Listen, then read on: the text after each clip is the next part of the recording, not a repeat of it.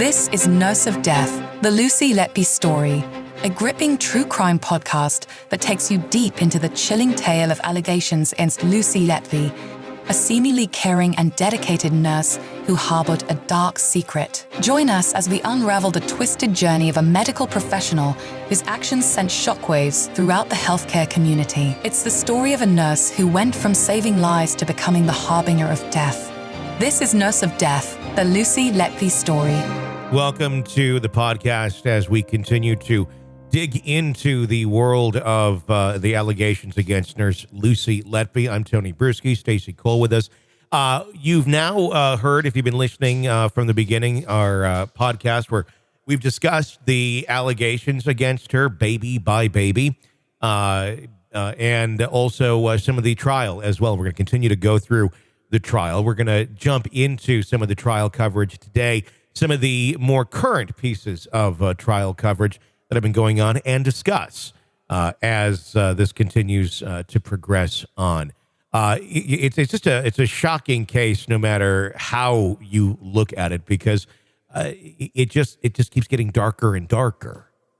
Yeah, it by orders of magnitude, it just gets more horrific with each baby. It's just awful. It is. Let's jump into some of the story here, and we will pause the story as it progresses to discuss some of the points. Here's some of the latest. According to witnesses, Ms. Letby allegedly argued with a senior colleague when asked to work in an outside nursery where babies were treated in preparation for going home. The unit was split into 4 rooms: intensive care in Nursery 1, high dependency care in Nursery 2, and the outside nurseries of rooms 3 and 4. On Tuesday, senior nurse Catherine Percival Kohberger testified that Ms. Letby expressed her unhappiness if she was allocated to shifts in either room 3 or 4. She said it was boring and she didn't want to feed babies.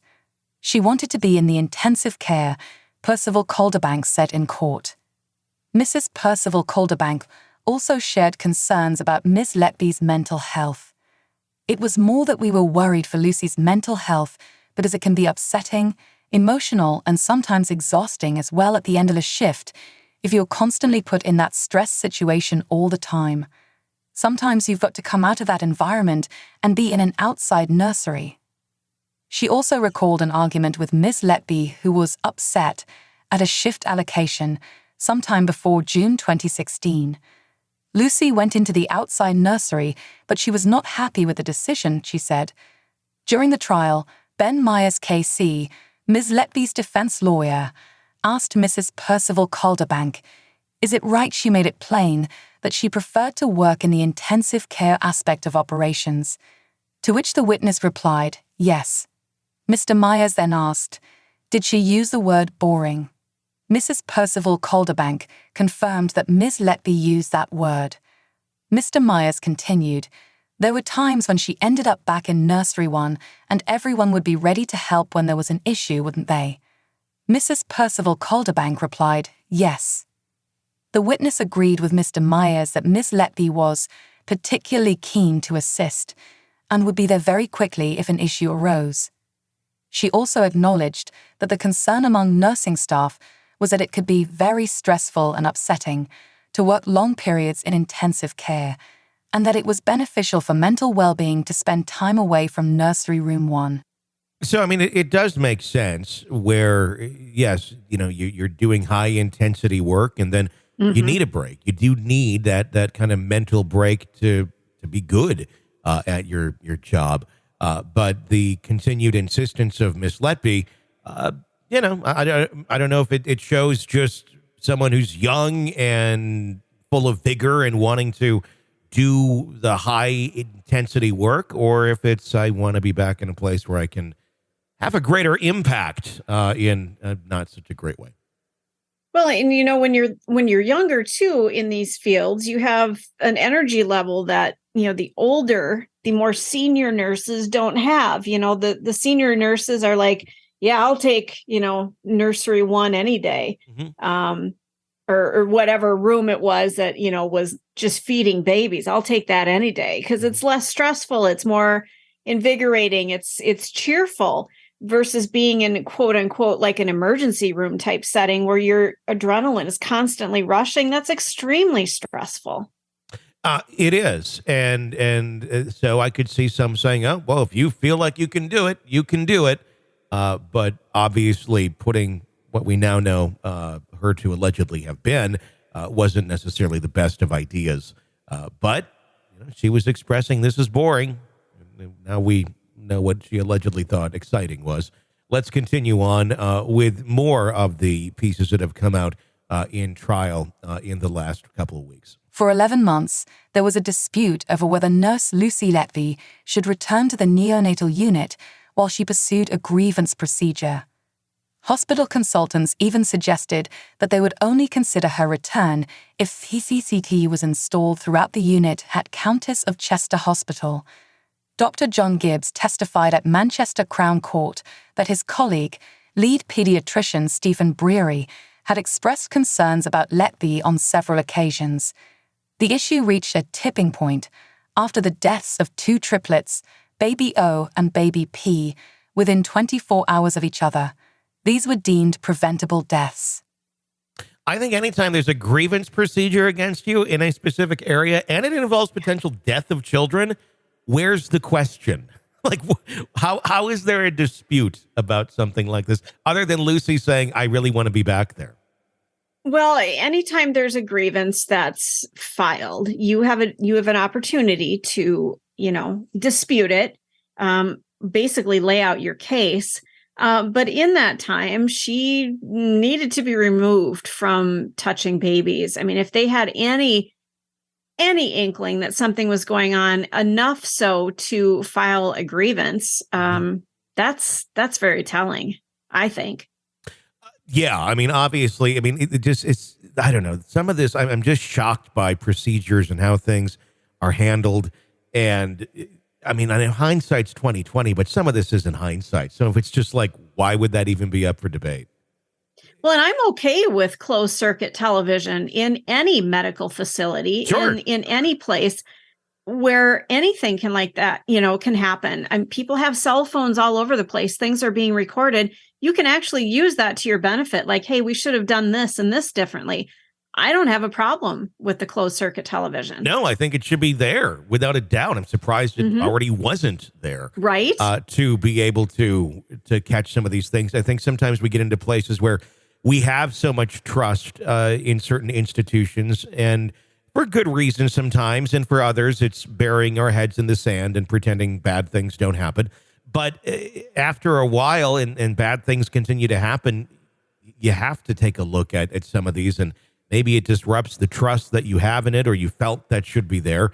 But there's bad people in all different professions, and if you can bust them and get them out of those situations before tragedy occurs, the better off. It's not a place where you necessarily have a lot of rights to privacy when you're caring for other people's lives. Right. And especially those that can't care for themselves, you need to be the voice for them. And there needs to be something to back you up as well. Let's just theoretically say Lucy didn't do any of these things. She's not guilty of any of it. If they had closed circuit TV, they could see those babies collapsing when she's not even near them. Sure. That could be a defense for her. Had that been in place, if she is truly innocent, that is her proof. It protects everybody. There. It protects everybody either way. Yep. So absolutely. Let's continue on. I remembered feeling uncomfortable when I came into the unit on June 23, 2016, to find baby O dying after an unexplained collapse, said Dr. Gibbs, who has since retired. I thought, oh no, not another one. I become increasingly concerned about the unusual, unexplained and inexplicable collapses that have been happening on the neonatal unit, and the fact that staff nurse Letby had been involved in all of them, he explained. Dr. Gibbs told Ben Myers KC, the defense attorney, that these collapses were unique events that I'd never seen before in my career. He went on to say, medicine could never be an exact science, and there were occasions when doctors were unable to find an explanation for a patient's demise. But this was happening again and again on our unit, and that can't just be a coincidence or bad luck. There had to be a cause. The concern I've described was becoming apparent. It was unusual that unexpected incidents kept on happening. It was a trend that had built up over time. According to Dr. Gibbs, one of the responsibilities of Stephen Breary, the lead clinician on the unit, was to investigate baby deaths and adverse outcomes. Breary was aware that his colleague had raised concerns about Letby's presence on several occasions, and these concerns had been brought to the attention of the hospital's risk management team, the director of nursing, and the medical director at the Countess. After the deaths of baby P and baby O, and regrettably, tragically, too late for them, safety measures were introduced. One that was introduced was that staff nurse Letby was removed from the unit, Dr. Gibbs said. However, a month later, the hospital management attempted to bring her back, and the consultants insisted that closed-circuit television CCTV be installed in every room of the unit before her return. Dr. Gibbs acknowledged that it took some time for the consultants to request CCTV, stating that it was unprecedented and unheard of in my experience. He also noted that Letby pursued a grievance procedure against the hospital after her removal from the unit, which was a recourse available to staff who feel that they have been treated unfairly. Dr. Gibbs stated that the consultants gradually realized that something very wrong was happening on our neonatal unit. Dr. Gibbs stated that, as a group, they had reviewed every death and collapse that occurred after June 2015 and identified a common factor. That became clear to all of us, he said. He rejected the defense attorney's suggestion that he and his colleagues had become heavily biased against Letby. Despite their persistent requests for action, senior managers had been extremely resistant to involving the police for a period of 11 months. We had to keep insisting the police be involved, stated Dr. Gibbs. When questioned by Mr. Myers, Dr. Gibbs expressed uncertainty about when they, as consultants, should have involved the police. It's our duty to ensure the safety of babies, and that's what we've done. None of us, regrettably, knew that 2 babies had been poisoned with insulin, so we didn't have the full picture, he added. Dr. Breary testified that the events of the day when baby P collapsed struck him as being exceptional, and he could see the trauma on the faces of the staff involved. He noted that a baby of 33 weeks gestation would typically have over a 99% chance of survival at birth, and that baby P had been doing well until his sudden collapse. Dr. Breary was aware of the association with Letby, and he remembered that baby P's collapse occurred at the beginning of a day's shift, as did the death of baby O. He also noted that the collapses of baby N and the twins, baby L and baby M, occurred during day shifts when questioned by the prosecutor, Philip Asbury. When Dr. Breary began to expand his answer beyond the question, Mr. Myers suggested that the medical witnesses were expanding well beyond the question to say what they wish. Although he did not formally object, he noted that Dr. Breary's testimony was following a pattern. Mr. Justice Goss, the trial judge, suggested that the point Dr. Breary was attempting to make could be addressed by other witnesses. Philip Asbury, the prosecutor, indicated that he had no further questions for Dr. Breary. Letby denies all the charges against her, including murdering 7 babies and attempting to kill 10 more. The trial at Manchester Crown Court continues. Lots to unpack in that one, but I think it really very much shows the pattern of behavior and why they were trying to put some stops into place to prevent this from occurring even more. And even if someone was not intentionally killing children and this happened to line up that you're around and this keeps happening, that's enough reason right there to stop it. Just like, I'm sorry, you can't be doing this. And not calling or not getting the police involved, that seems very much like a PR move of, yes. We don't necessarily want that. You don't. And you know it's going to hit the media. But my concern, it says senior managers had been extremely resistant to involving the police. I get that, but how many more children have to die before we say we've got a problem here and we need to figure it out? Is it that we've got some contaminated saline bags that are, killing children? We need to figure out what's going on. And we've got the evidence here that children are dying. We need to figure out what's happening. Let's get it done instead of resisting because it might make us look bad. It makes you wonder. I mean, this is a case, obviously, that has gotten worldwide attention because it came out and she was busted. The accusations against her have been made very public. How many times does this sort of thing happen in hospitals all over the world? Maybe not this specific type of crime, but where you have a doctor or a nurse that is killing people and the hospital just, you're fired. We're just going to shuffle you away. We're not going to try and press charges because that would make us look really bad. We'd rather you just go away. We've seen other stories like that, Dr. Death and things of that nature, where they end up bouncing from facility to facility because no one ever wants to press charges because it would make their facility look horrible. And then it almost enables this kind of behavior until somebody finally raises their hand in one of these places and says, look, this person's doing this shit here. It's not like, this is not our policy. This is not how we operate. They need to go away. And they finally get busted. But how many times does this just continue to go and they never get busted, or they age out of the system, or they quit, or whatever?